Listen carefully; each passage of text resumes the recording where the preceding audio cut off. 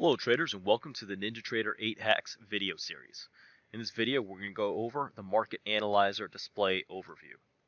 Before we begin, I must remind you that trading does carry significant risk, and all information in this video is provided for educational purposes only and is not an offer or recommendation to trade future stocks, options, or Forex. So here we have the Market Analyzer here, and this is easily accessed by going into your control panel, going to New, and then selecting Market Analyzer. With the Market Analyzer window open, you can easily include whatever market that you want to go ahead and view. You can go ahead and simply type it in here, and it'll go ahead and populate here. At this point, you can click on it, left click, and drag it to whichever column that you'd like, or whichever category that you prefer to see this in.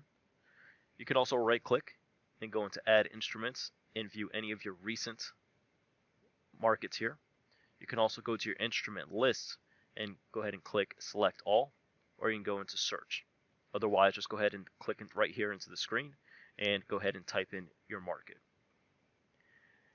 If you right click again, you can add a blank row, add a label row, remove a row, set up alerts, set up columns, auto sort, row filter, either have this always on top, show the tabs along the bottom, export the data here.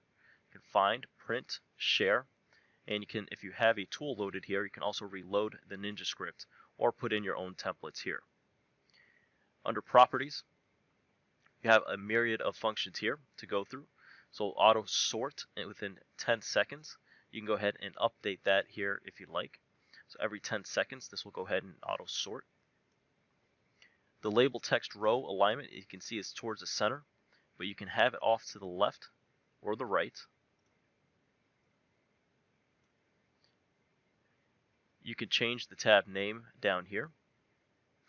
You can change the background here. So for the label, I went ahead and the label row background, I changed it to a cyan color here. You can change any other colors here. And once you're done, you can go ahead and hit OK. Now to add a label row, what you want to go ahead and do is right click, go into Add Label Row. It'll go ahead and put this one in here. Go ahead and double click there, and you can put in whatever you like here. Once you're done, hit enter, and you can go ahead and start dragging markets in here as well.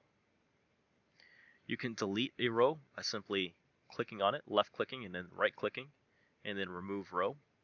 You can also simply click on the row and hit the delete button. With the tabs up here, or the columns up here at the top here, you can sort by instrument. You can see here. Now it will go ahead and put some of your markets in here, so always important to go ahead and sort first and then go ahead and put your markets where you like. You can sort by any of these columns here as well. You can also right click and filter a row here if you'd like. You can set up alerts, so if a market meets your criteria, you can go ahead and go into the alerts tab and set up the alert so you're alerted right away. Under columns here, you can go through and customize what you want to see under that instrument, the color, if it's visible. You can put special conditions in here so it only shows you data when it meets those conditions, or it's filtered in a certain way. You can label it differently however you'd like. You can go ahead and put indicators in here. So if you have an indicator, for instance, you have an indicator here, and you can go through the indicator and put your specific indicator on here. And once you go ahead and hit OK, it'll go ahead and load that indicator on here as well. So it gives you that indicator's value. At that point here, when you see the indicator loaded, you can right click and go back into columns, and again make any adjustments within the indicator that you like. Under sell and filter here, you can go ahead and give it a different color. For instance, if it meets or exceeds a number, you can go ahead and have it highlighted here for you as well. Very convenient, very easy to do here. You also have a total feature, so if you right click and go to properties, you can go to show total row. Go ahead and click OK. And so put a total up here It'll show you how many contracts you have within a market.